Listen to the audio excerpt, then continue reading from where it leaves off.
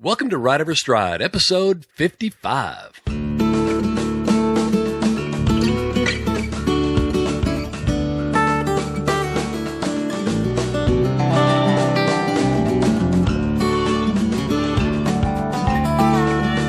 Welcome to Ride Every Stride with Van Hargis, a podcast about horsemanship and more. Our goal is to educate, motivate, inspire, and entertain you through an exploration of everything horsemanship and the intersection of horsemanship and humanship. My name is Laura McClellan, and I'm your co-host on Ride Every Stride, and I'm happy to be back with Master Horseman Van Hargis. Hey, Van, what's up? What's up is the temperature and humidity index down in South Texas, Laura. Do something. Please send your air conditioners. Yeah. Boy, well, it's probably not as bad up here in North Texas as it is down there, but it is definitely summertime in Texas. Yes, it is. I mean, the good thing is that, if you're one of those people that are inspired by little changes in life, then you can get on the scale first thing in the morning and then get on the scale when you very first come in the evening and don't look in between, because you'll just on a daily basis, just in water loss alone, my goodness, I'll lose about 5 or 10 pounds. I just wish it was cumulative, right? We could just keep adding to that. But unfortunately, I'll drink as much water as I possibly can. And, of course, we're in Texas, so we're going to have a few gallons of good old sweet iced tea. And before you know it, I'm right back to what I was before I went out that morning. So anyway, Laura, today, you know how we're always encouraging people to send us their questions and their comments, and most of the time, not all the time, but most of the time I address those kind of privately. I'll send them either an audio recording, or I'll oftentimes send a little video response of if it's something that truly needs to be demonstrated. And if nothing else, sometimes I'll just type out something on an email. Kind of depends on where I am, what I'm doing, and what we're able to do. But I absolutely love getting the feedback from folks. I love getting the questions. Occasionally, I'll pick a few of the questions because I think that makes it easy for us to have more content on our podcast. So today, we're going to address two separate questions from two separate listeners in regard to some things that they kind of ask in regard to previous episodes. Cool. So that's kind of what we're going to head today and kind of go along those lines. I'm hoping that I can paint a good enough picture with our wording and our verbiage. However, if we can't, I made promises to these ladies that I would actually do videos if the podcast wasn't clear enough and wasn't effective enough for them. So we just want to let them know that we will do what I call a vodcast also, which is just a little short video clip. We add that, of course, to our top hand library. But when it's ever in direct question to, or in direct response to a question that's sent in to us, I send it to that listener first, and then we upload it on the Top Hand Club's website so that everybody can see it as well. But cool. We just give that first little bite to the listener. Great. So nice reward for giving you some feedback and taking you up on that offer to answer questions. You betcha. And I love doing it. It's fun to do. All I ever ask of anybody is, because certain times of the year we travel a whole heck of a lot more than normal. So I may be as motivated as I can be, but I just don't have maybe the opportunity to videotape something. But we promise that if we ever decide that we're going to, we do it, but we have to do it obviously in a manner that suits us. I can't video things with horses on airplanes. I just can't figure out how to get them past customs. Yeah. Yeah, you're right. The flight attendants would not enjoy that at all anyway. So, okay. So no, especially since we don't have horses, we make the flight attendants play that role, and they don't like it. The flight attendants on Southwest might actually enjoy it. They've got pretty good sense of humor. So on that, they do have good sense of humor, don't they? All right. Well, back to where we started. Questions that we had. One. Yep. Question one. A couple of questions that we had was when regarding to horses not being responsive to their go forward cue. In other words, they said they got kind of a lazy horse and it just won't go forward, and they've tried everything from stomping the ground to waving the lead rope, and the horse is just not responding to that. So the question is, well, Van, what would you do, and what would you recommend I do? And I'm going to start it off by saying, well, it depends. But what I would probably do in a situation is I'd want to make sure the horse understood that when we're asking a horse to go somewhere, it's not debatable. I need the horse to get off the tracks. And what I mean by that is if I ask it to move, it needs to move, because who's the horse to decide whether or not if I'm asking it to move, whether or not it's an emergency or not. Sometimes it can be. So I want the horses to be very, very responsive. It doesn't mean that just because I barely wiggle in the saddle, I don't want them to bolt up from underneath me. Or if we're working them on the ground, it doesn't mean if I send them a particular direction, I want them to bolt out from underneath me or bolt away from me. I just simply need a response, and I need an immediate response. Or they don't need time to think about it. They just need to process the cue and then move forward. Question is, how do we do that? Well, first of all, we need to be very deliberate in our actions. Everything I do to communicate with a horse, I want to be very deliberate. And what I mean by deliberate, Laura, is I don't want to send little bitty tiny subtle signals in the beginning that the horse is wondering if I'm scratching a fly off my brow or if I'm actually trying to send some sort of signal to the horse. So I need to make sure that I have the horse's attention and that the horse sees me make a very deliberate movement. If I can get the horse to move off of just that movement alone, I'm ahead of the game. If I can't, I need to be prepared to escalate that. So what I mean by that is that, let's say, for example, the horse is facing me directly and the horse is perfectly perpendicular with my body. And I'm going to have this horse on a fairly short lead rope for the first part of this exercise. In the beginning, I'm going to raise my left hand with the lead rope intact to between my left hand and the horse's halter. And what I would like to see is for the horse to just move its nose ever so slightly toward the feel, if you will, just the weight of that lead rope to the direction I'm sending it. So if I've got my left hand up and I'm facing my horse, the horse is going to look ever so slightly to the right. Once that takes place, I have to realize at that point in time that horse would be exposing the left side of its neck to me. In other words, if I could just barely get the horse to yield its face to my left and to the horse's right, the horse will show me just ever so slightly the left side of its neck. When it does, I want to focus on that as if I am a lion about to pounce on a big old chunk of red meat. In other words, I want my demeanor to change. I want my thought to change, that now I'm the predator and I'm focusing on that spot of that horse to move. I want the horse to feel that my energy has changed and I'm no longer looking at it with loving eyes. I'm looking at it as if I'm with hungry eyes. Like I want that horse to feel my spirit and intent, if you will. If that stare alone at that spot is enough for the horse to start moving toward my left hand, then that's all I need to do at that stage. I've got movement. And I want to reward that movement by doing nothing more than just maintaining that and then asking the horse to continue to follow through with that movement. Question is, how would I get the horse to continue to follow through? What I want folks to realize is that our horses need to learn through subtle but yet deliberate signals from us that we are the leader. One thing that we have to know if we want the horse to understand that we are its leader is that we make the horse move its feet. We don't move our feet because the horse is making us. In other words, we need to move into that horse's flight zone, so to speak, and do so in such a way that the horse feels uncomfortable enough to move away from that pressure that we're applying to it. Okay, so I want the horse to feel that I'm moving toward it with a certain amount of energy, and I don't mean the energy that's going to say, oh, I love you, honey, can I come up and pet you? I want the horse to move out of there as if I'm that broodmare in the pasture. It's got my ears pinned back, and if the horse doesn't move, I'm going to reach up there and bite it. So I want to step toward that horse with a certain amount of deliberate intent for the horse to move out of my space. If it does, great. If it doesn't, then I'm going to swing my lead rope right toward the same exact area in which I'm looking.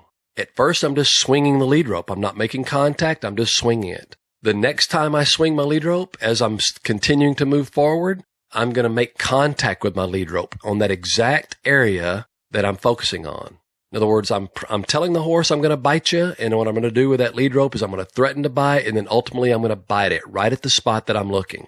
And if the horse moves, great. If it doesn't, then the next time I swing the lead rope, I'm going to hit it a little bit harder at that exact same spot. And I'll continue to do so until the horse gets uncomfortable enough to move. When it moves, I just continue to move forward and asking the horse to begin to move a circle around me, following the feel of that lead rope. And I hope that's a good picture for everybody. And it sounds like from the question that we had from our listener was that the horse didn't have any trouble moving away. It's just that once it did move away, she couldn't get it to move faster. All right. So she couldn't get it to increase its rhythm couldn't get it to increase its pace either from a walk to a trot or from a trot to a canter. So here's what I would do next, Laura. As I get the horse moving and I literally am lunging the horse around me on a very short lead rope, then I'm going to refocus my energy to where my left leg would be if I was riding the horse. So in other words, my energy now would be focused on somewhere around where the stirrup would be. In other words, right there in that horse's rib cage in that midsection, that's where I'm going to be driving the horse forward by looking and focusing on that energy on that spot right there. Now, if the horse moves when I focus on that spot and increases his energy a little bit, that's great. If he doesn't, I'm going to swing the lead rope one time, either toward his rib cage or toward his rump. If that works, great. If it doesn't, I'm going to swing it the next time, but I'm going to make contact. And if the horse moves a little bit with a little bit more rhythm, a little bit more change in its pattern to go a little bit faster, then that's great. If it doesn't, then the third time I'm going to whack that lead rope on the horse's butt or in that rib cage area just a little bit more firm. And again, just to make it uncomfortable enough to get some sort of positive change. But here's what we have to realize is that the moment the horse gives us that good positive change, we need to keep our energy driving forward, but stop swinging our lead rope. Because if we continue to whack the horse on the butt with a lead rope or use a stick or whatever you want to use, if you continue to do that, then the horse will just learn to get desensitized to the lead rope swinging. It won't mean anything to him. Or he'll get desensitized to the stick whacking him on the rib cage or on the butt, and it won't mean anything to him. And he'll go right back to what's easier for the horse, which is a slower pace. So we have to realize that if we're going to make the threat with the lead rope or the threat with the stick, we have to use it, but we immediately have to take it away once we get a positive response. And doesn't this go back to what I've heard you say before, that horses don't learn so much from pressure as from the release of pressure? And so when you get the result you want, you release that pressure, you stop swinging the rope, so they know, okay, that this is what Van wanted. And as long as Absolutely. I keep doing this, he's not going to bug me. Exactly. But we also have to ask ourselves this question. Now, once the horse is moving, let's say the horse is moving around us in a nice little circle, she's moving off with a cadence in which we've asked for. What we have to realize is that we also have to dictate that cadence. We can't whack the horse in the butt and then stop and stand still and expect the horse to keep working.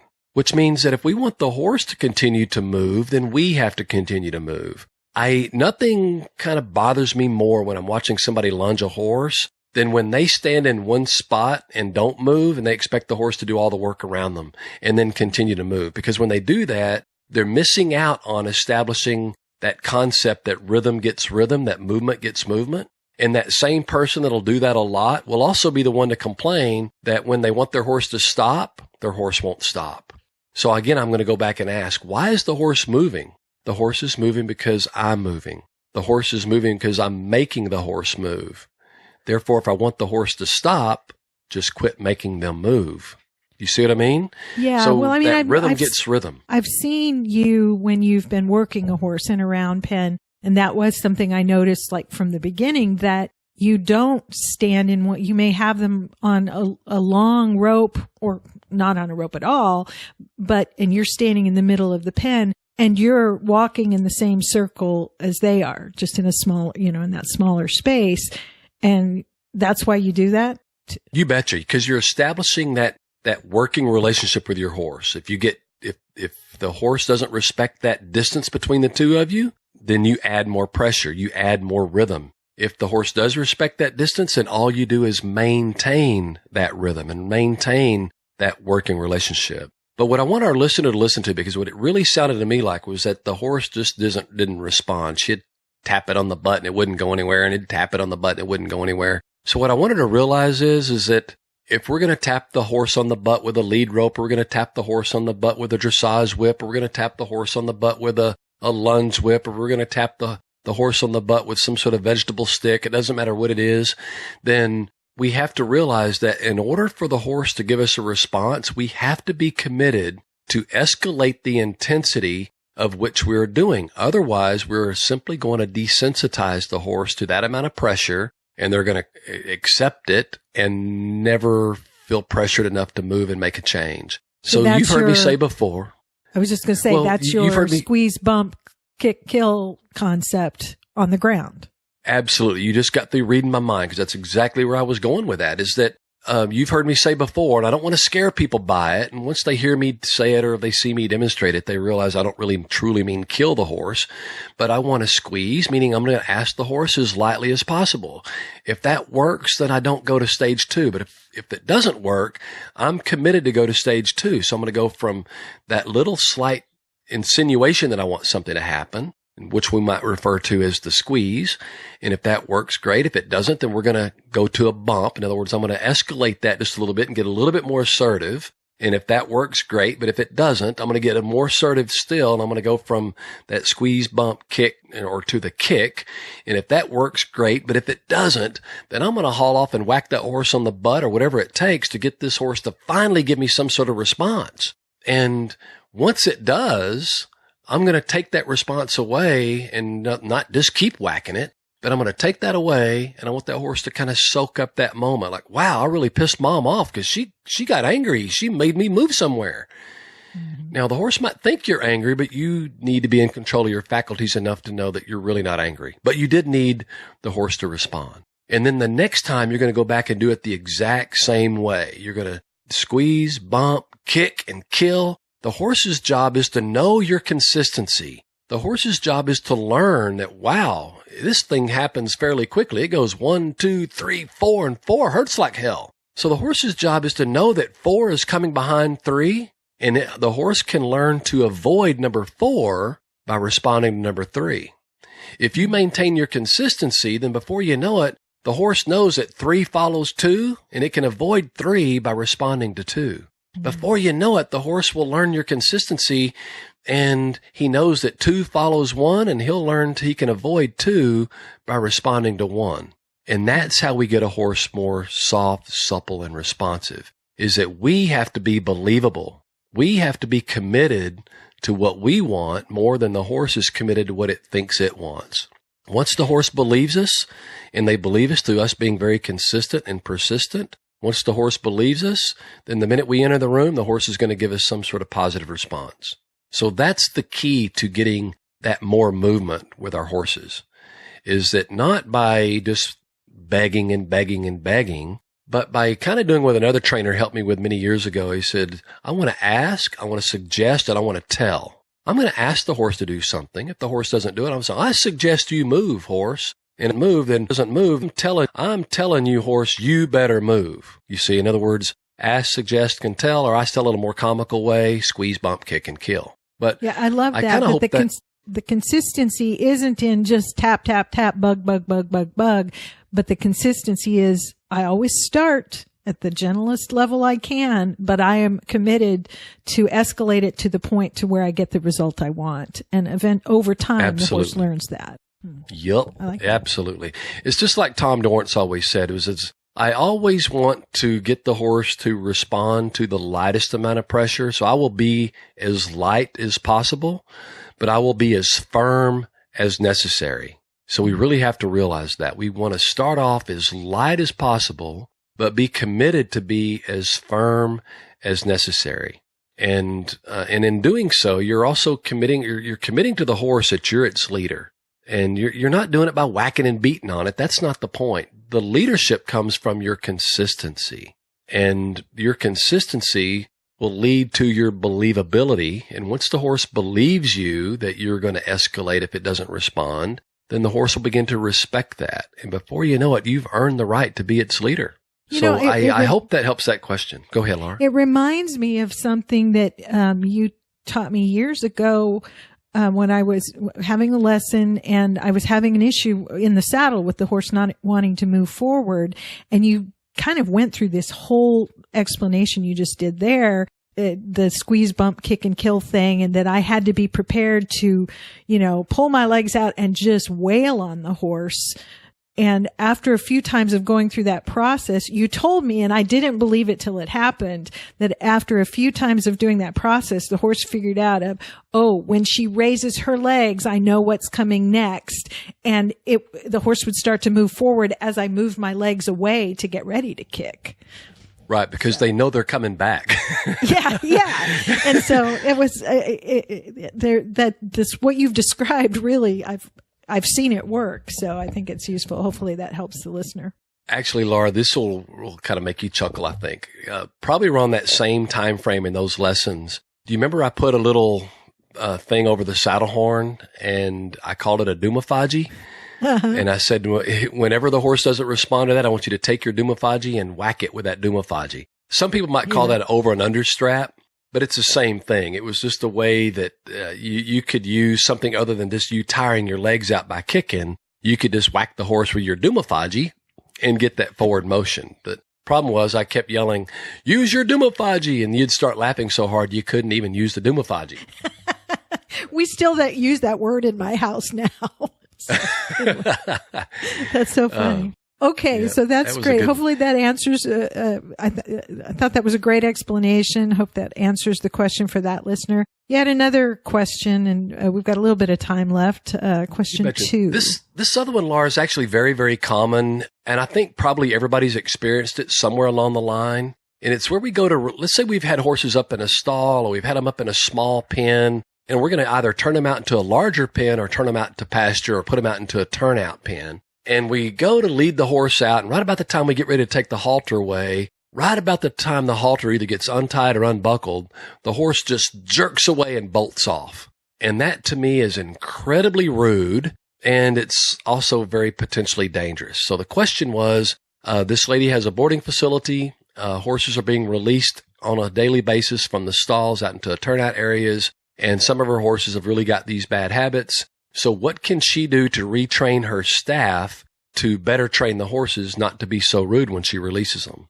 Well, here's the key. I think it's a great question, and it's very applicable, especially in those scenarios such as boarding facilities, because different people handle the horses. You see, it's different if it's doing the same thing with one person only, but if it's doing it to everybody, then we basically need to retrain everybody because the horse has really learned a pretty bad habit. And again, it's potentially dangerous. So here's the first thing that I would do. In leading the horse out to the turnout area, I want to make sure that before we ever get to the turnout area, and certainly before we ever get to the gate that we're going to turn them loose in, I want to make sure the horse is paying very close attention to me. The next thing I want to do is when I lead him through the gate to get ready to turn him out, I'm going to lead him out a little bit away from the gate inside the turnout area, and I'm going to start walking back toward the gate. I never release a horse with them facing in the direction that I know they want to go. I always turn them around and I face the gate. And at that point in time, I will begin to release the horse. And when I say begin to, I'm already beginning to read and pay very close attention to this horse's anxiety level and excitement of being released. At any point, the horse gets excited to the point where he's not paying very close attention to me, he's not being very respectful of me, then I'm going to slow the process down. I might even ask the horse to do a little bit of an exercise or two, just to keep the horse focused on me and not so much about his soon-to-be freedom. You see, I want him to be very respectful. Now, depending on how severe this jerking away and running away is, or depending on how badly the habit has become, I oftentimes will, before I release the horse, I will actually put the lead rope around its neck. And that way, when I loosen the halter, I don't let it completely go. I hold it there, and then I'll ease it off the horse's nose. And if the horse pulls away, I've still got the lead rope wrapped around its neck. So I'll hold it and I'll pull it back to me. If the horse is so severe, though, he jerks away with such force that I can't hold the lead rope without jeopardizing my safety, then sometimes what I'll do, I'll really trick the horse. When I get ready to take him out to the turnout pen, I'll actually have 2 halters on him. I'll put one underneath and then one on top. And I'll make sure that the second halter has a little bit longer lead rope. I'll drop on the ground beside me, but I'll also make sure that it's not entangled around my feet. I'll make sure I'm in no danger of getting caught up in that other lead rope at all. And I'll do the exact same process. Go all the way in, turn the horse toward me, face the gate as opposed to facing the pen. Begin to lower the halter ever so quietly, ease it off the horse's face if it'll let me. I'll try to keep its attention on me, to keep it facing me. But if it does jerk away, that's when I'll grab the other lead rope and I'll pull the horse back to me. I just don't want the horse to think that it's okay for him to jerk away from me like that. And now that oftentimes will surprise the horse enough to, wow, he's got 2 halters on me. I'm still caught. I'm still trapped. And then I'll do the exact same process again, but yet with the other halter. Or again, depending on how severe it might be, I might slide that other halter back on again and then go back through that same process. So in other words, the second halter is nothing more than just the second halter and lead rope is nothing more than just a safety mechanism for me. And I'll continue that process over and over until I retrain the horse's thinking of jerking away and bolting away from me. But it starts with getting his attention before we get to the turnout pin. The follow-up is to lead him all the way in and then turn him around and face the gate. And then not release the halter until the horse is still very calm and very relaxed, and then ultimately release the halter. Now, here's the hard part we have to think about, though, Laura. Horses are easy to retrain. The hard part is at a boarding facility, and you don't always know who's going to be releasing the horse. The barn manager or the barn owner must, if this is truly a problem for them, the barn owner and barn manager must take responsibility for retraining the staff or the boarders to the point of not allowing the horses to get away with such habits, because it is very potentially dangerous. Yeah. Not that horses would hurt us on purpose, so just because they could turn and jerk so hard, if we were hung up in that halter in any way, the horse could jerk us off our feet and drag us and hurt us. I've seen people get jerked off their feet. I've never seen anybody dragged by a horse, but I know that the potential is there. The other thing is sometimes in horses' excitement, they're just so excited that when they do pull away and they jerk away like that, they'll oftentimes just kick up.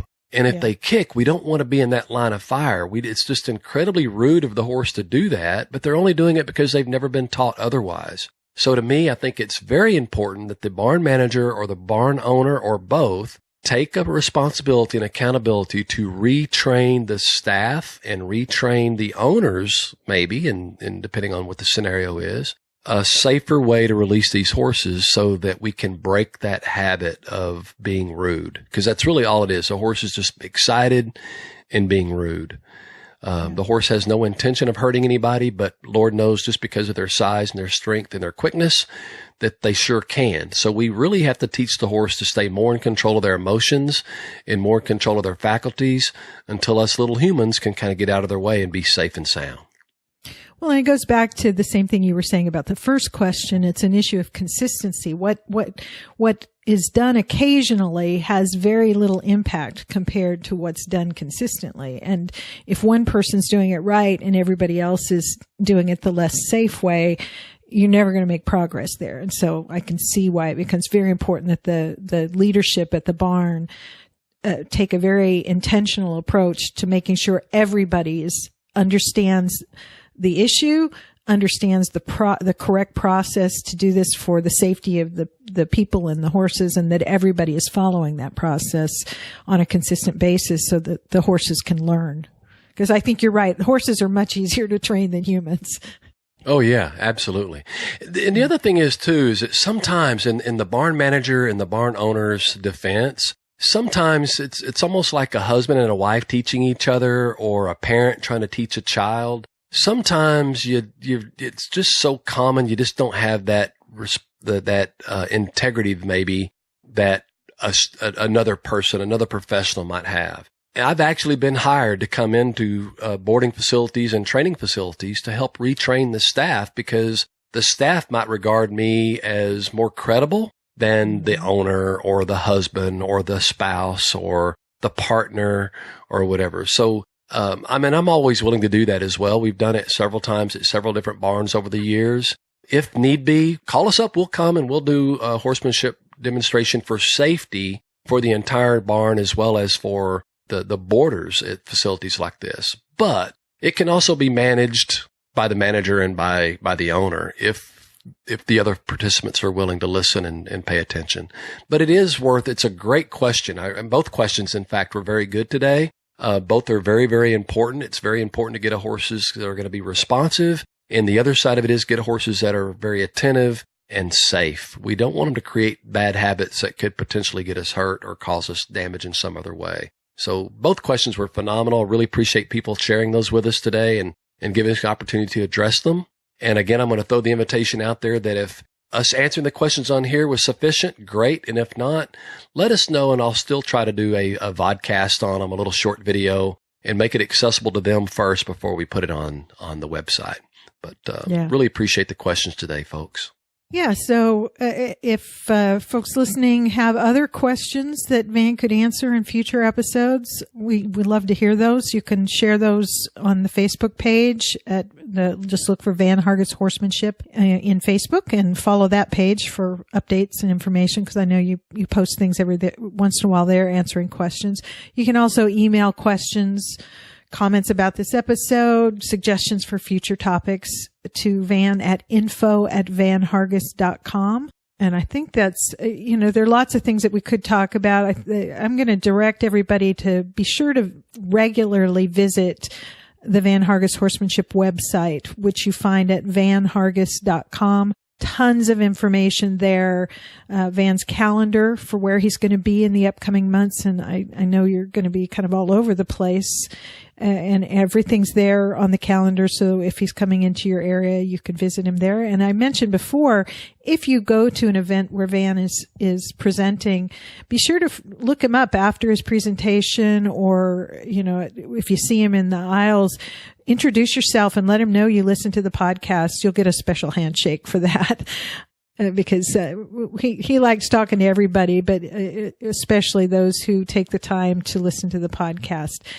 While you're on the website, check out the Top Hand Club, because there you find lots of answers to questions like this. And I'm not going to spend a ton of time because the information's on the website, but it is a great resource for those of you who want to improve your horsemanship, improve your relationship with your horse and the results you're getting from the things that you're doing, for a really nominal fee. And as long as the spaces are available for charter members, you can join the Top Hand Club for only $4.99 a month, Van? Is that right? Yes, ma'am. $4.95 actually. Yes, ma'am. $4.95 a month. And that gets you access to an ever-growing library of video tutorials where you can some of the things that we talk about on the show, he does such a good job of explaining them, but some things are better learned by watching somebody do that.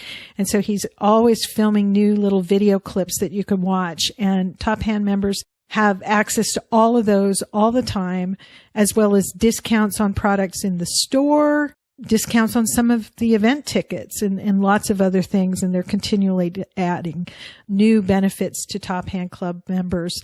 If you don't make it in as one of there are only a few spaces left for charter members at the $4.95 a month. The price will go up after that, but it's still a great bargain and a great value is what it is, if you really care about improving your horsemanship. I think that's it. Rather than going into the list of upcoming events, I commend you to the calendar on the website at vanhargis.com. Anything else I'm missing, Van?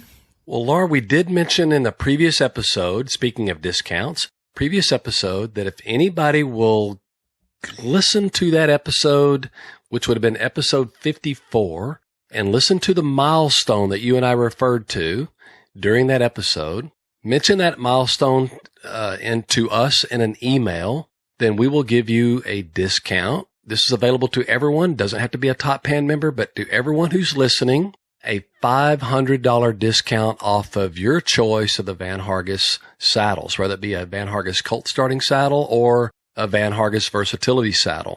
And we will honor that discount for the end of, all the way up until the end of July. So by the time this episode airs, people are going to run out of time very, very quickly. So you're going to need to respond fairly quickly by the time this episode airs. So, but when you do hear this episode, go to that email address, info@vanhargis.com. Tell us what the milestone was that we talked about in episode number 54, and I will honor a $500 discount off of the Van Hargis saddles. Okay. Mm-hmm. Like I said before, I've been very blessed to have the opportunity to work with some of the best companies in the world when it comes to developing my saddle.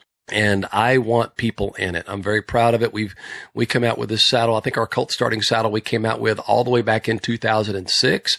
We've continued to make improvements on it. I think it's probably one of the best values on the market. And the same thing goes for the versatility saddle. So we want people in it. And I thought, what better way than for them to listen to that episode 54, tell us about the milestone that you and I referred to there in an email, and I'll honor a $500 discount off their choice of those saddles. I also want, Laura, for folks to remember that saddles off my website can be fully customizable. As you see them on the website is exactly the way I ride them.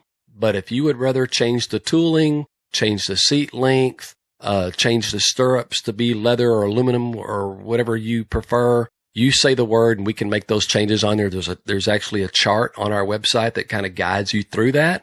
So you can make that saddle completely customizable to you. Great deal. So if you're listening to this on the day that it comes out, you better jump on it soon. Go to vanhargis.com. Make sure you've listened to episode 54 to hear what the milestone was that we talked about, and shoot an email to Van right away while you're, so that he can be responding with your discount coupon while you're picking out which saddle you want. I think that's it. Van, anything else? As always, Laura, I just want to extend a huge thank you to all of our listeners, and thanks you to all the people who share the podcast with other people. And I want to remind everybody that it's your ride, it's your trail, it's your journey. So ride every stride.